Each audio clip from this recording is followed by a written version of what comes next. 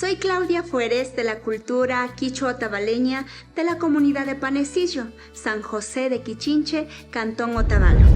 Causaimi, un destino cultural, gastronómico, ancestral andino.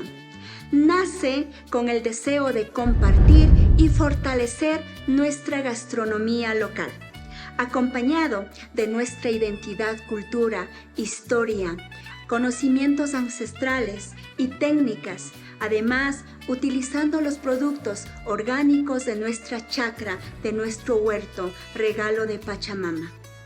Recordando la memoria de nuestros abuelitos que viene de generación por generación. Además de servir platos deliciosos y nutritivos, también creamos experiencias a través de nuestros diferentes niveles de clases de cocina andina, también en el momento de nuestro servicio en nuestro comedor de estos deliciosos platillos.